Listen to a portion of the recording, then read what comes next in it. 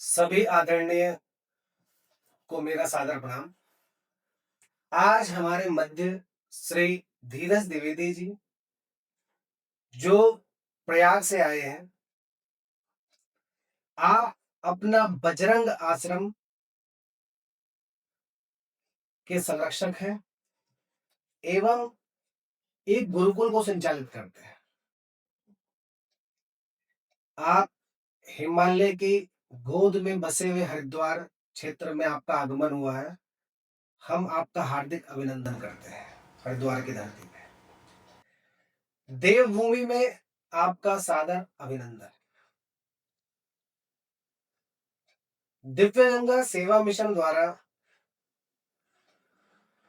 कई आयाम चलाए जा रहे हैं, जिसमें हमारा मुख्य आयाम जो है गुरुकुल का है। वेद से विज्ञान, जो आज की शिक्षा है और जो पुरानी शिक्षा है, हमारी जो वैदिक शिक्षा है, उसको एक साथ हम जो अपने विद्यार्थियों को दें और सनातनी बनाए। हमारा जो पहला उद्देश्य है वो बच्चों को सनातनी बनाना है। तो इसी क्रम में भाई साहब हमारे आए हैं।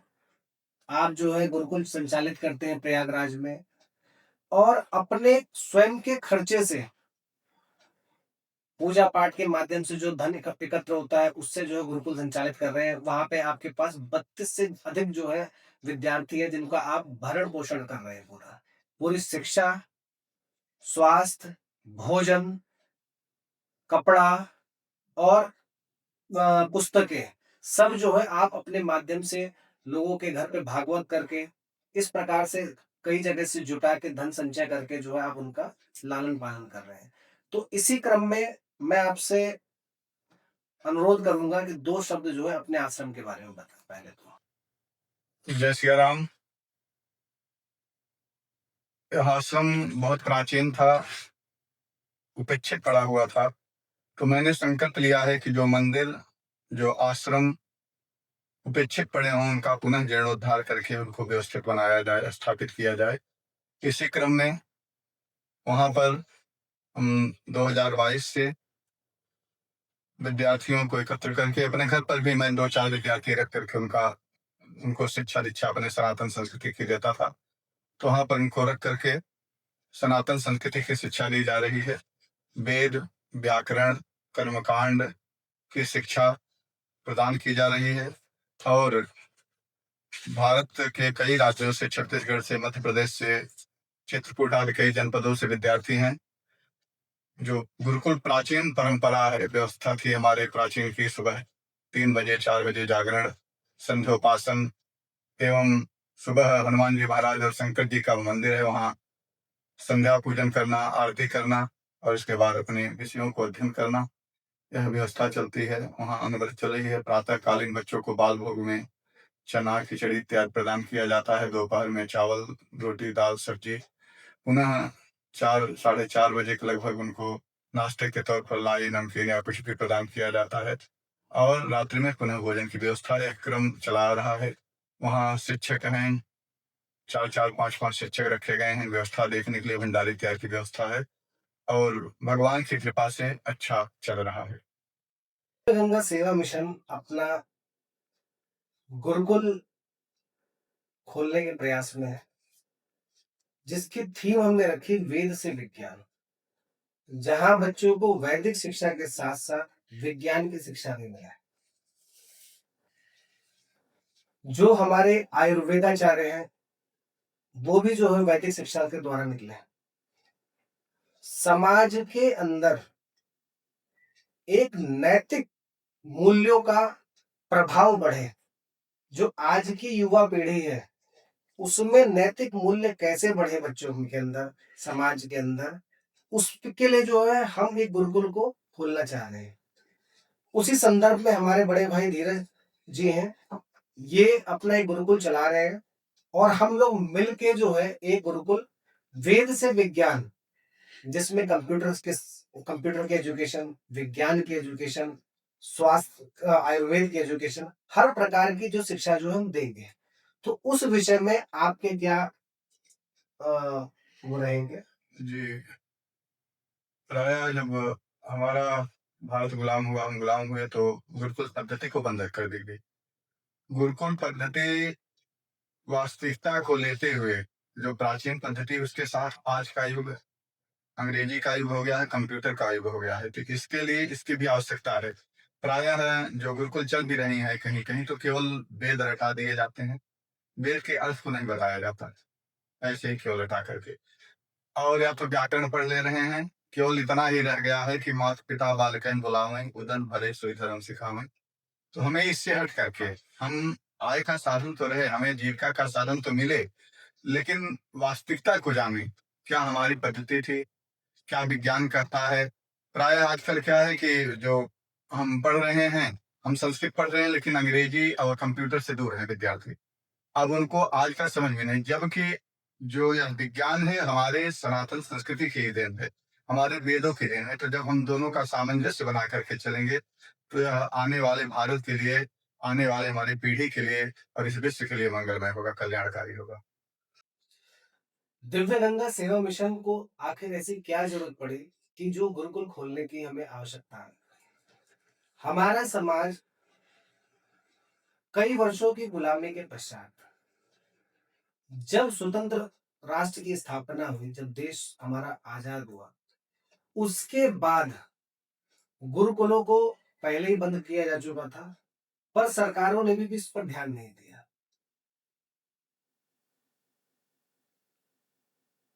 वैदिक शिक्षा के बजाय मैकाले की शिक्षा को चलते रहने दिया गया। आज समय ये ऐसा आ गया कि जो मैकाले की शिक्षा है वो ऊपर हो गई और वैदिक शिक्षा का बिल्कुल सत्यानाश हो गया। हमारी युवा पीढ़ी मानसिक और आर्थिक दोनों रूप में कमजोर होती जा रही है। हम नई जो युवा पीढ़ी है हमारी, उसमें किस प्रकार से नैतिक मूल्यों को लाएं, उसके लिए हमें गुरुकुल की आवश्यकता पड़ी कि हम दोबारा सनातन संस्कृति को किस प्रकार से उसका उद्भव करें, उसको बढ़ाएं। उसके लिए हमें जो है गुरुकुल की आवश्यकता पड़ रही है। आज समाज में जो गुरुकुल चल रहे हैं उनकी जीर्ण शीर्ण हालत है, क्योंकि ना तो उनको आर्थिक मदद मिल रही है कहीं से, ना ही समाज के द्वारा उनको मजबूत किया जा रहा है। केवल कुछ बच्चे जो मजबूरी में पढ़ रहे हैं, जिन्हें अपना पेट पालना है, उसके लिए पढ़ रहे हैं। क्या भारत की जो संस्कृति थी, जो सनातन संस्कृति थी, जो वैदिक शिक्षा थी, वो केवल धनोपार्जन या पेट भरने के लिए थी? नहीं, ये समाज को विकसित करने के लिए थी। ये विज्ञान था एक बहुत बड़ा। जो हमारे ऋषि मुनि जो थे पुराने, वो सब वैज्ञानिक थे। उन्होंने एक एक सूत्र, गणित के इतने बड़े बड़े सूत्र, विमान शास्त्र के सूत्र, आयुर्वेद के सूत्र, उसमें वैदिक शिक्षा में दिए हमें, जो वेदों में दिए गए हैं। आज उनका अनुसरण करके पाश्चात्य देश विकसित होते जा रहे हैं और हम उनको छोड़कर और गर्त में जा रहे हैं। तो आज का समय ऐसा है कि हमें दोबारा जो है वेद की तरफ चलना पड़ेगा। नाना प्रकार के संप्रदाय, नाना प्रकार के धर्म बन गए, सनातन को पीछे छोड़ते गए, पर हमारा मूल क्या है? सनातन है। हमें आगे भी सनातन की सेवा करनी है। उसके लिए हमें क्या है कि नौजवानों की आवश्यकता है, और नौजवान प्रशिक्षित कब होंगे? जब गुरुकुल होंगे और उनके अंदर शिक्षा होंगे। आज लोग जो है भगवान को बैठे बैठे अपशब्दों का प्रयोग कर रहे हैं। किसी अन्य धर्म में भगवान के बारे में कुछ बोला नहीं जाता। जो उनके धर्म के भगवान है वो उनको उस अपशब्दों का कोई प्रयोग नहीं करता। हमारे लोग भी उनके भगवानों का अपशब्दों का प्रयोग नहीं करते, पर हमारे यहाँ क्या है, देवी देवताओं को कुछ गलत बोल देते हैं। ये सब क्यों हो रहा है? क्योंकि समाज के अंदर विकृति पैदा हो रही है। धर्म शास्त्रों का ज्ञान न होने के कारण समाज के अंदर विकृति पैदा हो रही है, और जब विकृति पैदा होगी तो वो अपशब्दों का प्रयोग करेंगे, वो अपने धर्म को गाली देंगे। तो ऐसे लोगों के अंदर दोबारा पुनर्जागरण हो, धर्म का, सनातन संस्कृति का पुनर्जागरण हो, इसलिए वेदों की और वेदशालाओं की आवश्यकता है। तो हम जो दिव्य गंगा सेवा मिशन हमारा ट्रस्ट है, इसलिए हम लोग चाहते हैं कि जो आज का वेदशालाएं हैं वो प्रभावी हो, वो आधुनिक भी हो और वेदों वाली भी हो। तो इसलिए जो हम लोग चाहते हैं कि हम जो है वेद से विज्ञान की ओर गुरुकुल का निर्माण करें। तो इसी क्रम क्रम में आप लोगों का सभी का सहयोग चाहिए हमें। बिना सहयोग के कुछ नहीं हो सकता। समाज पतन का ही पीछे का कारण बनेगा। सामाजिक पतन होगा लोगों का। आज शादी 4 साल चल पा रही है, 10 साल चल पा रही है। इसका क्या कारण है कि समाज में ऐसी विकृति क्यों आई? हमारे यहाँ तो जो है देवी को पूजा जाता था, आज देवी को गाली दे रहे हैं लोग। हमारे यहाँ सबको शिक्षित किया गया। हमारे यहाँ कोई धर्म जाति विशेष का कोई महत्व ही नहीं था। 4 वर्ण में बटा हुआ संप्रदाय था खाली केवल। आज 33,000 जातियां हैं भारत के अंदर। तो वो भी ठीक था कि आज ठीक है। तो हमें इस चीज पे एक बार सोचना पड़ेगा कि हमें कहाँ जाना है।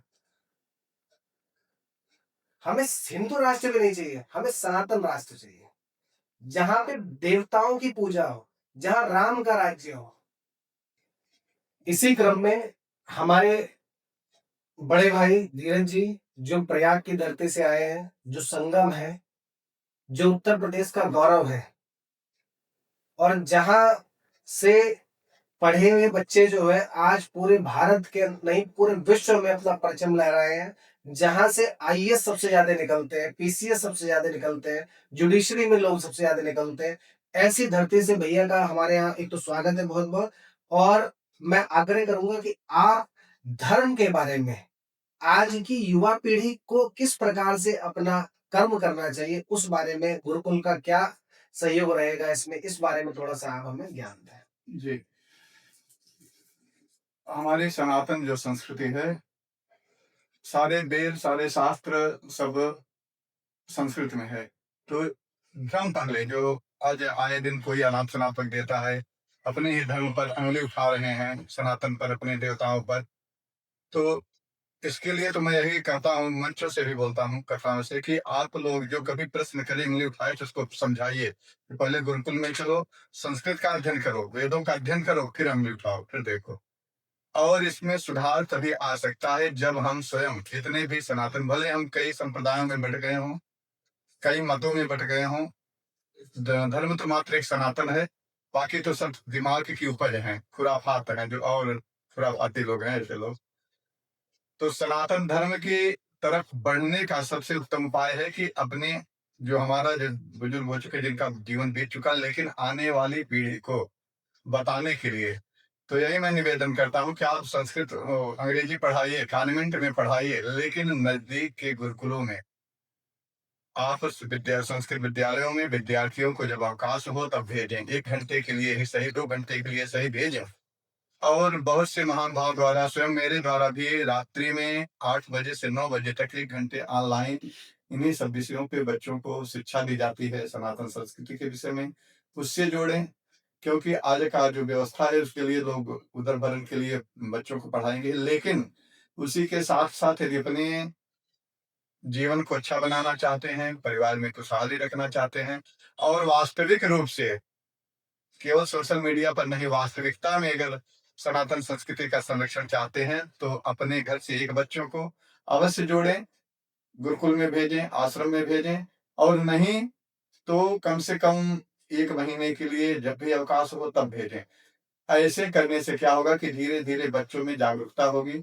और जैसे हमारे भैया केशव भैया जी के द्वारा जो है दिव्य गंगा सेवा मिशन प्रारंभ किया गया, चालू है, और इसके द्वारा जो गुरुकुल की व्यवस्था बनाई जा रही है, तो इसमें आने वाले पीढ़ी को आज की आधुनिक विषयों के साथ, आधुनिक शिक्षा के साथ सनातन संस्कृति की शिक्षा दी जाएगी। इसके लिए निवेदन करेंगे कि सभी, जितने भी हमारे पूरे विश्व में सनातन धर्मावलंबी हैं, जितने भी महामंडलेश्वर, जगत गुरु, शंकराचार्य, आचार्य और संत महंत हैं, जितने भी कथावाचक हैं, सबको एक साथ एक बैनर के नीचे एक स्थान पर आकर के एकजुट होकर के अपने सनातन संस्कृति के लिए जब हम कुछ करेंगे, तभी इसका संरक्षण, संवर्धन हो सकता है। नहीं तो ऐसे ही आपस में बटे रहेंगे, लड़ते रहेंगे, तो कोई कुछ मिलने वाला नहीं है। अंत में हम लोग आप लोगों से एक आह्वान करते हैं ये जरूरी नहीं कि हम दिव्य गंगा सेवा मिशन के द्वारा ही जो है गुरुकुल का खोलें। ये आप सब लोगों का भी दायित्व है। जितने हमारे महामंडलेश्वर हैं, आदि गुरु शंकराचार्य हैं, सभी से निवेदन है मेरा, सभी से प्रार्थना है कि हम गुरुकुल इस प्रकार के खोले जो आधुनिक हो, जिसमें आज के लोग जब अपने बच्चों को प्रवेश कराएं तो उन्हें ये बिल्कुल ना लगे कि हम कहाँ लेके जा रहे हैं। उन्हें लगना चाहिए कि हमारा बच्चा जो है सनातन संस्कृति की ओर भी जा रहा है और आधुनिक शिक्षा की ओर भी जा रहा है। कहीं से वो बच्चा कमजोर ना हो।